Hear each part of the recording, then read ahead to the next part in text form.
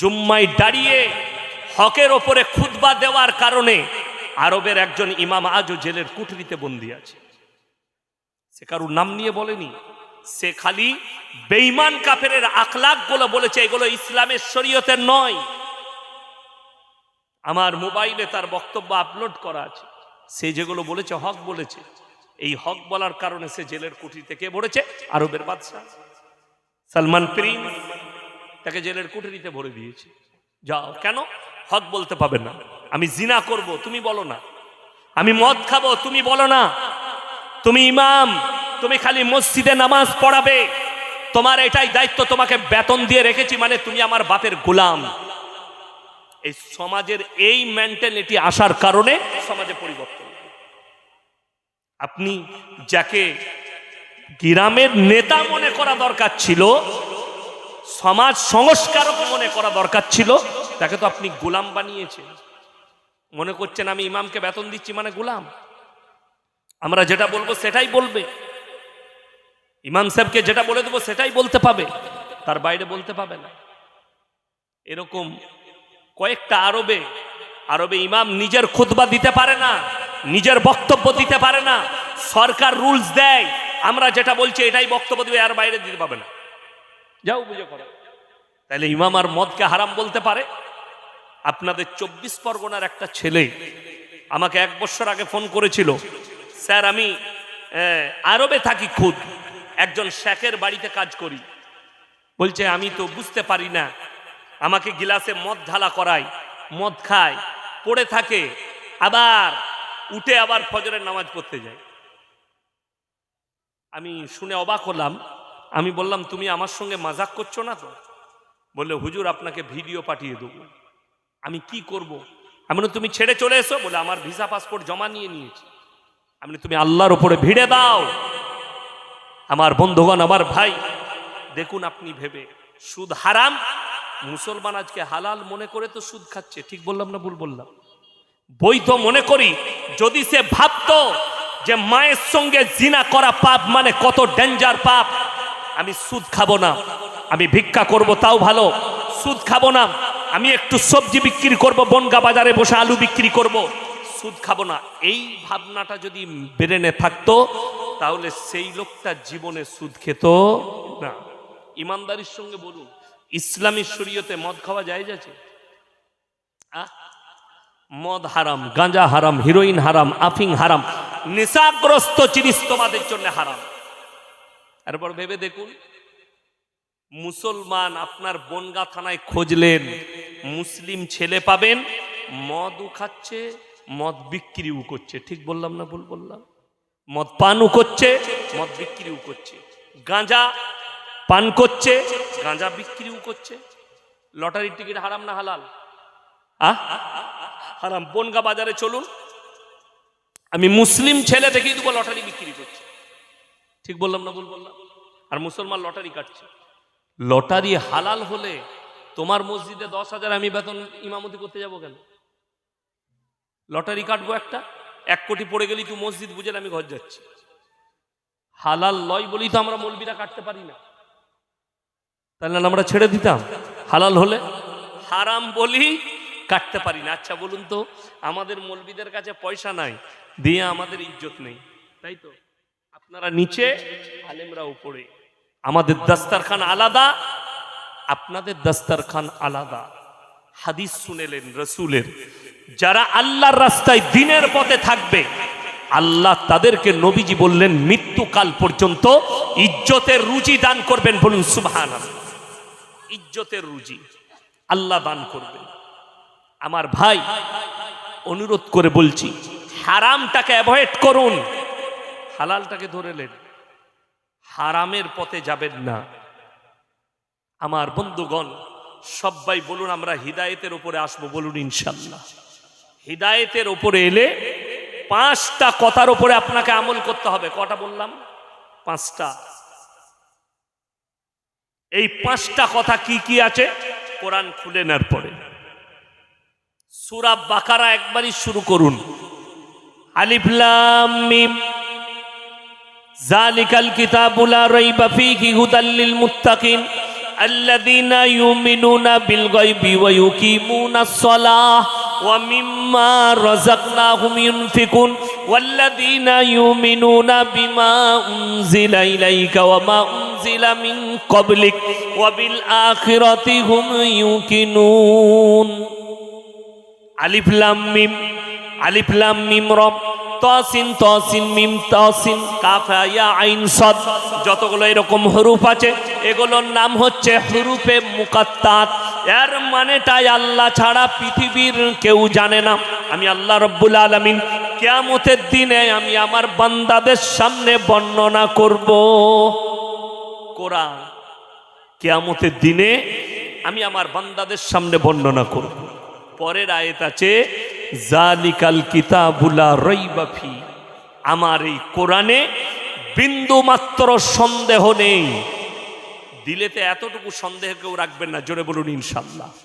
যদি বলেন দলিল চাই, সন্দেহ রাখবো না তার দলিল। আপনার কোনো অমুসলিম বন্ধু বান্ধব থাকলে যদি বলে কোরআন যে আসমানি কিতাব, সত্য কিতাব, আর দলিল একটা দাও, আমি এমন একটা দলিল দিয়ে যাচ্ছি, আপনাদিকে শিখিয়ে দিয়ে যাচ্ছি, বলে দিয়ে যাচ্ছি, কিয়ামতের সকাল পর্যন্ত সময় রইল কোনো বাপের বেটা শিক্ষিত এই দলিল যদি নিয়ে আসতে পারে আমি ইনশাল্লাহ মেনে নেব। নাম্বার 1, কোরআনে আল্লাহ তাআলা, এই যে কোরআন দেখছেন এর মধ্যে আল্লাহ অলংকার বাজাই রেখেছেন। কি বাজাই বললাম? কথা বলেন কি? অলংকার। অলংকারটা কি জানেন?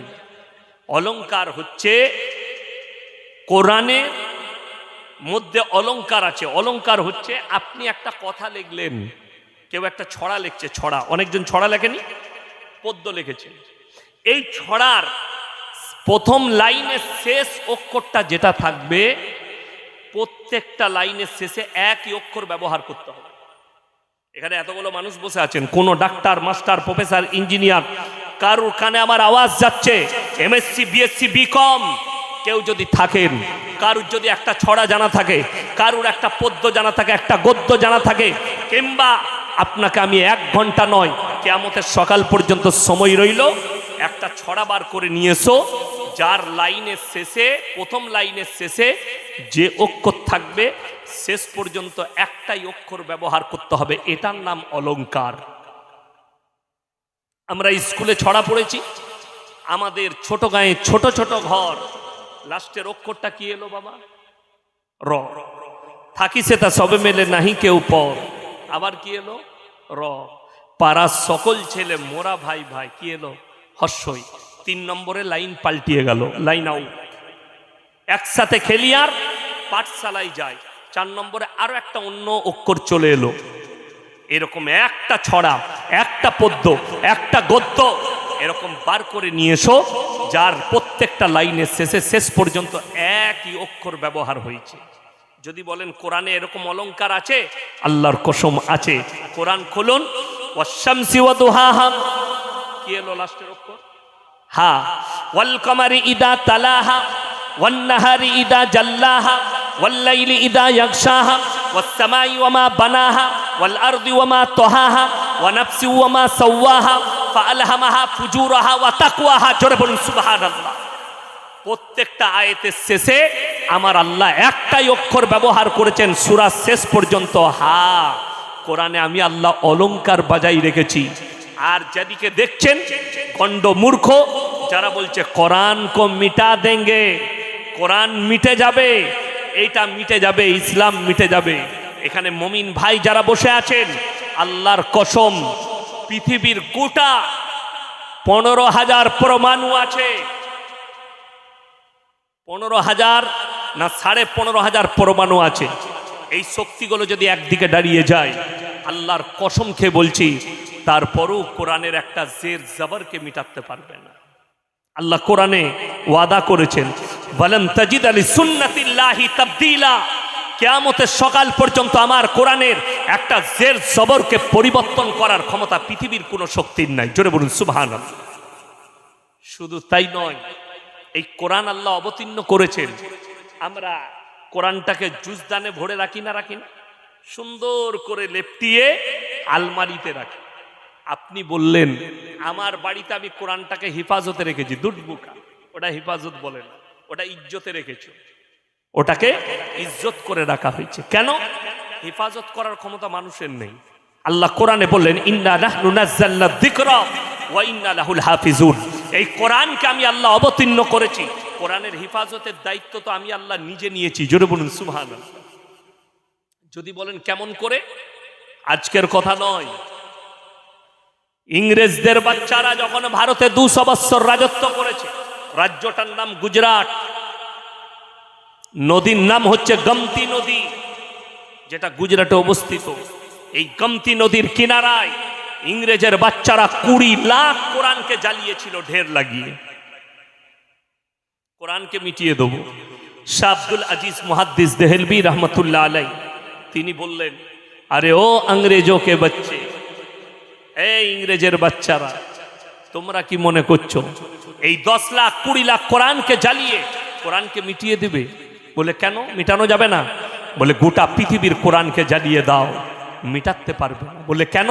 বলে এর দায়িত্ব আল্লাহ নিজে নিয়েছেন, আল্লাহ হেফাজতের দায়িত্ব নিয়েছেন। আর জানো আল্লাহ এই কাগজের মধ্যে কোরআনকে হেফাজত করেননি।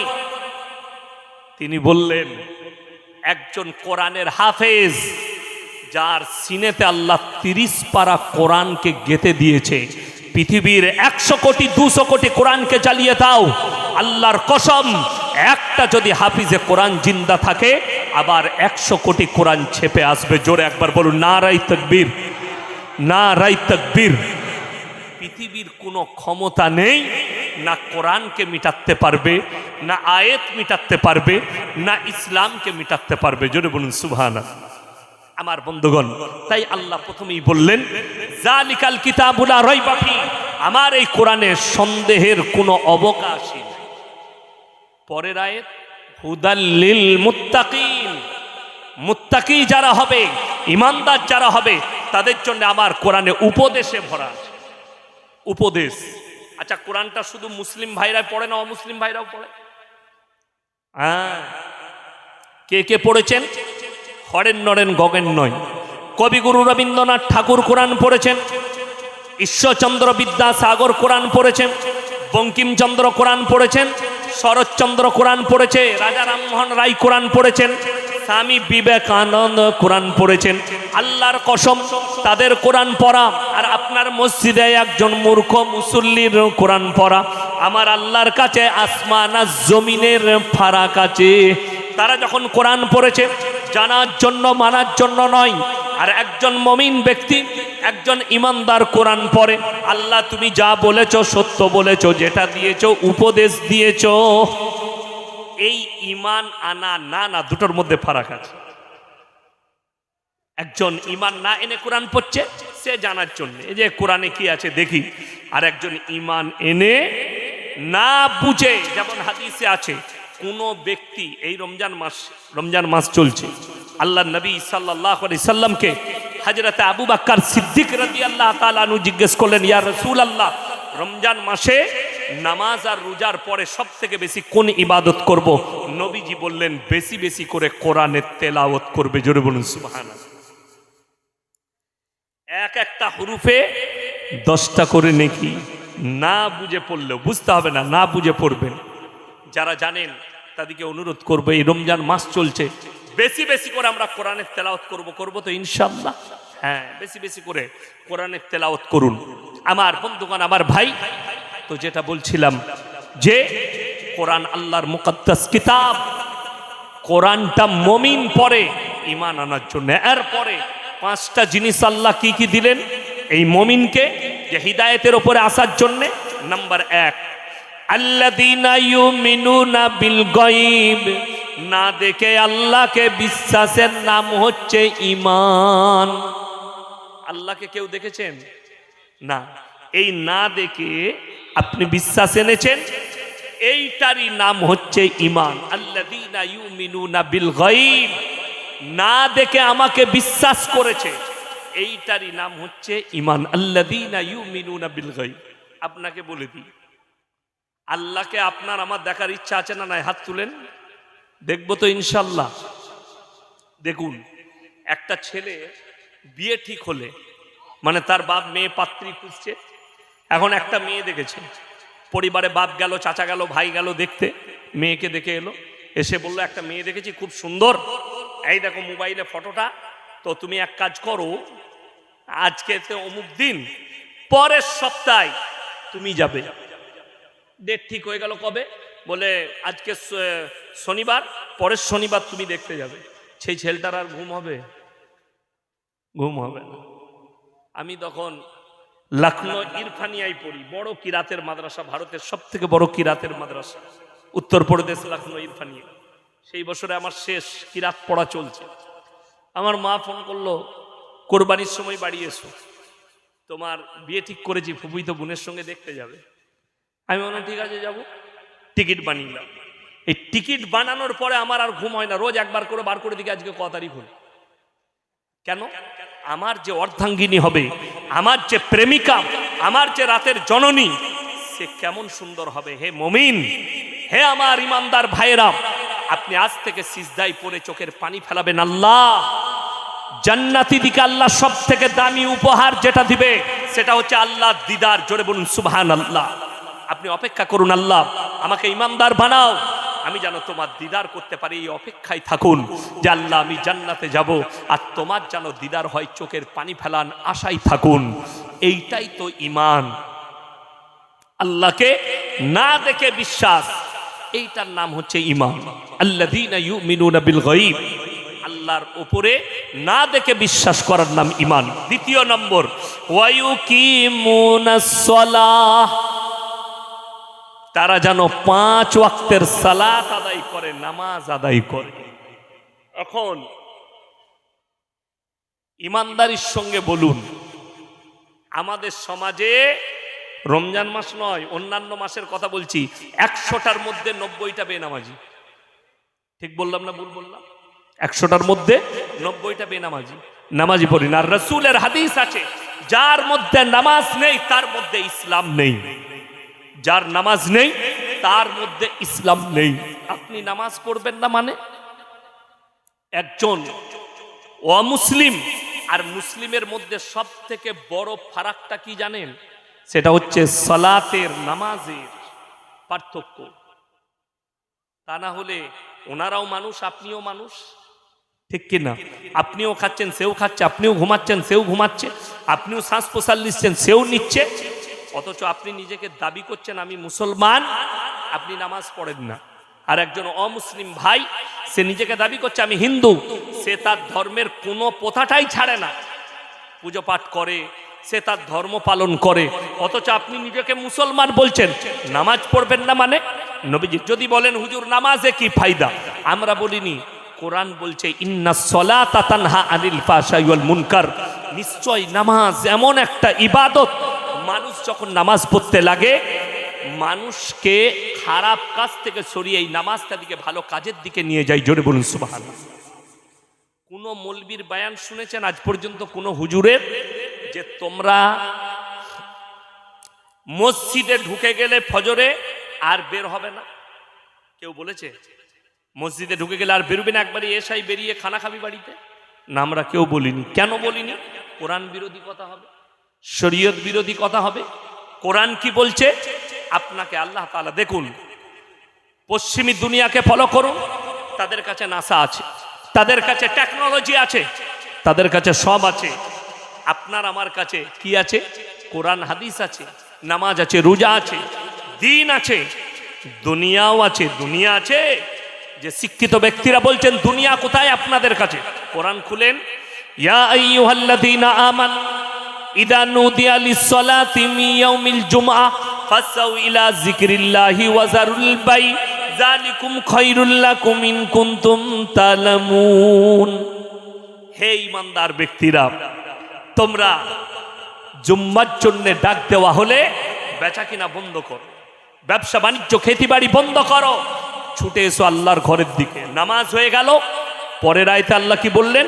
ফাইদা কুদিয়াতিস সালাতু ফান্তাশিরু ফিল আরদি ওয়াবতাগু মিন ফাদলিল্লাহ ওয়াজকুরুল্লাহা কাসীরান লাআল্লাকুম তুফলিহুন। হে নবী বলে দাও, আবার নামাজ হয়ে গেলে তোমরা পৃথিবীতে হালাল রুজির সন্ধানে ছড়িয়ে পড়ো। এই আয়াতের ব্যাখ্যা থেকে বোঝা যাচ্ছে দিন এবং দুনিয়া দুটোই আমার আল্লাহ দিয়েছেন। দিন এবং দুনিয়া। আপনি নামাজ আদায় করলেন, বেরিয়ে পড়ুন, ব্যবসা করুন, ধর্ম আপনার সংসার করুন, বিবি বাল বাচ্চার জন্য হালাল উপার্জন করুন, দুনিয়াতে ছুটে বেড়ান, আবার আসরের নামাজ হবে, আবার চলে আসুন, আবার বেরিয়ে পড়ুন। ওই জন্যে ডাক দিলেন, নামাজ কল্যাণের জন্য ডাক দেয়। দেখুন, অনেকজন মনে মনে ভাবে, বলে যে হুজুর নামাজ কি পড়ব, নামাজিরা চুরি করছে। আরে বুকা, নামাজি কখনো চোর হয়? চোর নামাজি সাজে, নামাজি কখনো চোর লয়। মলবি কখনো জিনাখোর লয়, জিনাখোর মলবি সেজে যায়। আমাদের সমাজের দুঃখ হচ্ছে, অনেক আমার অমুসলিম ভাই আছে যারা মলবি চিনে না, যারা হুজুর চিনে না, দাড়ি রেখেছে, লম্বা জামা পড়েছে, মুখে দাড়ি আছে, মাথায় টুপি আছে, মানে হুজুর। কে বললো তোমাকে সে হুজুর হবে? সে হুজুর হবার লেগে যদি তাকে হুজুর মনে করেন, তাকে আমাদের মতো স্টেজে নিয়ে এসো, কোরআন ধরিয়ে দেবো, একটা কোরআনের আয়াত পড়ে তফসির করুন। তাকে হাদিস ধরিয়ে দেবো, হাদিসের একটা ইবারত করুন। কিছুই জানেন না, মূর্খ, অশিক্ষিত, কিচ্ছু নেই, লম্বা জামা পড়েছে, দিয়ে সে কি করছে, কোথাও চুরি করেছে, বলছে মৌলবীরা চুরি করে। সে কোথাও জিনা করে ফেলেছে, মৌলবীরা জিনা করে। আরে খ্যাপা, নাউজবিল্লাহ। আমরা বলি মানুষ চলে যাচ্ছে, আবার ছেলে জন্ম নিচ্ছে, ঘর দাঁড়িয়ে আছে, জায়গা দাঁড়িয়ে আছে, গাছ দাঁড়িয়ে আছে। আমার বন্ধুগণ, না, যা কিছু দেখছেন কোরআনে পরের আয়াতে আল্লাহ সাবধান বাণী দিয়েছেন, ওয়া ইন্না লাজাইলুনা মা আলাইহা সাইদান জুরুজা। আবার এমন একটা দিন আমি তোমাদের চোখের সামনে উপস্থিত করব, যা কিছু দেখছো জুরুজা মানে লেবেল, না বিল্ডিং বালাখানা থাকবে, পাহাড় পর্বত, নদ নদী নালা কিছুই থাকবে না। এমন কি এই যে মাঠে একটা ঘাস দেখতে পাচ্ছেন, একটা ঘাস তো দূরের কথা, একটা কীট পতঙ্গ পর্যন্ত পৃথিবীর জমিনে আর কিছুই থাকবে না। সেই দিনটার নাম, এর ব্যাখ্যা বিশ্লেষণ তফসির বলছে, সেই দিনটার নামই হচ্ছে কিয়ামতের দিন, বিচারের দিবস। সব আল্লাহ লেবেল করে দিবেন, মুছে দিবেন, সবকিছু খালি বিচারের জন্য ময়দান তৈরি থাকবে, কিচ্ছু থাকবে না। আল্লাহ তারপর আপনাকে তুলবেন। আমার বন্ধুগণ, আমার ভাই, ওই জন্যে নেক আমল আমরা সকলে করব, বলুন ইনশাআল্লাহ। আমি এতক্ষণ আল্লাহ সম্পর্কে আল্লাহকে চিনালাম, আল্লাহর গুরুত্ব বললাম, আল্লাহর বড়াই করলাম। এরপর আমি বক্তব্য শুরু করব। জানেন, হক কথা কিন্তু খুব তেতো লাগে, লাগে না? লাগে না? কিন্তু হক, আচ্ছা ইমানদারির সঙ্গে বলুন তো, যদি বলা হয় চুরি করা হারাম, তো চোরের গায়ে লাগবে না ইমানদারের গায়ে লাগবে? কথা বলেন, চোরের গায়ে লাগবে। আচ্ছা, তাইলে দেখা যাচ্ছে চুরি করা ইসলামী শরীয়তে হারাম। আচ্ছা, এটা বললে কি পাপ?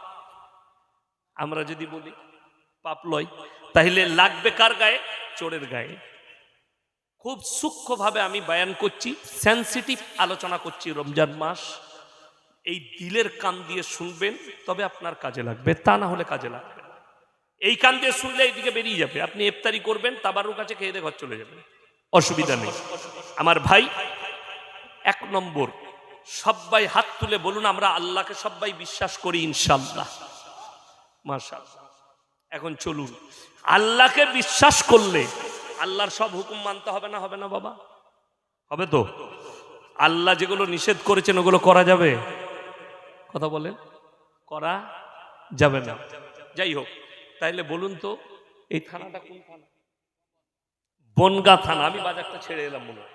আচ্ছা, বনগাঁ থানা। একবারই বর্ডারে আছেন আপনারা, বনগাঁ বর্ডার।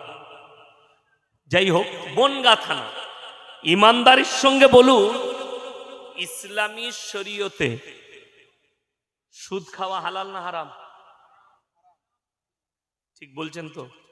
দেখুন, একটা কথা বলি, এই যে সুদটা হারাম, এটা আমাদের মৌলবীদের ফতোয়া না আল্লাহর বিধান? আল্লাহর বিধান। আল্লাহ হারাম বললেন কোথায়? কোরআনে আছে, ওয়াহাল্লাল্লাহুল বাইয়া ওয়া হাররামার রিবা। সুদকে হারাম করেছি, ব্যবসাকে হালাল করেছি। আপনি ব্যবসা করুন, হালাল, সুদ হারাম। এখন তাহলে আপনাদের এই বনগা থানায় একটাও মুসলমান ভাই সুদ খায় না, কথা বলে না? খায়। চলুন, আমি কেন গাল খাই এটাও বুঝতে পেরে যাবেন এখন। লোকে কমেন্টে গাল দেয়, ওকে নিয়ে আসিস না, ওকে গাল দে, ও ভালো জিনিস, ওটা আমার জন্য দোয়া, আলহামদুলিল্লাহ, আমি দোয়া মনে করি, গাল দেন, কিন্তু হকটা আপনাকে মানতে হবে। এখানে এতগুলো মৌলবি বসে আছে তো, আল্লাহর কসম খেয়ে বলে যাচ্ছি, ক্যামেরা চলছে, এনারা যদি কেউ বলে দেয় যে আপনি ভুল বললেন, সুদটা হালাল, আমি আর জীবনে সমাজের বুকে আল্লাহর কসম কথা রাখবো না। আল্লাহর কসম খেয়ে বললাম, যদি হালাল বলে দিতে পারে সুদটা হালাল। তারপর যদি বলেন এগুলো আপনার পছন্দ নয়, আপনার পছন্দ মতো একটা মৌলবিকে ডেকে দেন ফোন করে, তিনি এসে স্টেজে, ক্যামেরা চলছে, খালি হালাল বলে দিবে, সুদটা হালাল, আপনি ভুল বললেন, তাহলে আমাকে আর গাল দিতে লাগবে না। আপনার গাল দেওয়া পড়ে, সুদ হারাম জানার পরে যে মুসলিম সুদ খেলো সে সর্বপ্রথম আল্লাহর সঙ্গে যুদ্ধ ঘোষণা করে দিল। আচ্ছা, যে লোকটা আল্লাহর সঙ্গে যুদ্ধ ঘোষণা করলো, এই লোক আর মুমিন থাকতে পারে? কথা বলেন, পারে না। যাই হোক, নাম্বার 2, নবীজি সাল্লাল্লাহু আলাইহি সাল্লামের হাদিস, কোন ব্যক্তি হারাম জানার পরে সুদ খেলো সে যেন আপন জন্মদাতা মায়ের সঙ্গে জিনা করার পাপ করলো। বলুন নাউজুবিল্লাহ। এটা স্পষ্ট হাদিস, আপনি এরপর ভেবে দেখুন না, যে সুদ খাচ্ছে সে কত মহান কাজ করছে।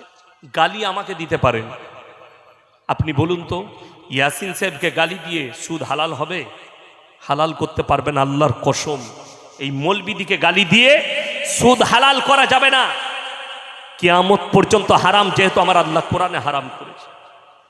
বেঈমান কাফেররা যে জাল বিছিয়েছে সেই জালে আমরা ফেসে গেছি, বেরোবার কোনো রাস্তা নাই। আজকে কোরআনের প্রতি মানুষের অনীহা, আপনাকে প্রমাণ দিয়ে যাব আপনার এই জালসার মেহফিলে। আপনার গায়ে লাগবে, আমি কেউকে হাত তুলাবো না, কিন্তু আমি 100% আপনার এলাকায় খুঁজলেন 100টা মুসলমানের মধ্যে 70টা মুসলমান কোরআন পড়তেই জানে। কথাটা বুঝতে পেরেছেন না পারেননি? 100টার মধ্যে 70টা মুসলমান কোরআনই পড়তে জানে না। ওই জন্যে আমার বন্ধুগণ, আমার ভাই, আপনাদেরকে অনুরোধ করছি, আপনি কোরআন পড়তে জানেন না, কিন্তু ভেবে দেখুন তো, ওই কোরআন না পড়তে জানার কারণে আপনার তো কোরআনের প্রতি আগ্রহ বাড়েনি।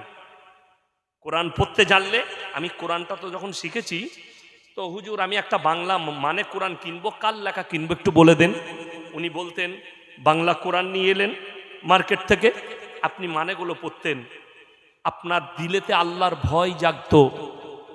আপনি এই কোরআন না পড়ার কারণে, আপনার বাড়িতে দ্বীনি তালিম না থাকার কারণে, দ্বীনি কালচার না থাকার কারণে বেঈমান কাফেরের কালচার অটোমেটিক আপনার বাড়িতে চলে এসছে, আমার বাড়িতে চলে এসছে, আমরা রুখতে পারিনি। কেন? বেঈমান কাফেরের কালচারটাই তো আসল কালচার হয়ে গেছে সমাজের এখন। আমি আপনাকে প্রমাণ দেব কোন কালচারটা সেরা পৃথিবীর। কোরআনের কালচার, এই দাড়ি টুপির কালচার, নামাজের কালচার, না যেটাকে মহান কালচার ভাবছো সেই কালচারটা। অনেকজন বলে আমাদিকে, আপনারা মাদ্রাসা ছাপ, আমাদের নাম রাখা হয়েছে এখন মাদ্রাসা ছাপ ভারতে। ঠিক বললাম না ভুল বললাম? ये मदरसा छाप है, माशाल्लाह, अल्हम्दुलिल्लाह, हम मदरसा छाप है, हम रसूल के उम्मत है और रसूल के अखलाक पे चलने वाले हैं। ये तो अल्लाह का शुक्र है कि हम जीना करने वालों के साथ नहीं हैं, हम दारू पीने वालों के साथ नहीं हैं, हम बुराई करने वालों के साथ नहीं हैं, गाना बजाना करने वालों के साथ नहीं है। জানেন এই হকের মূল্য আলেমদিকে কত দিতে হয়েছে যুগে যুগে? হকের মূল্য আজও খালি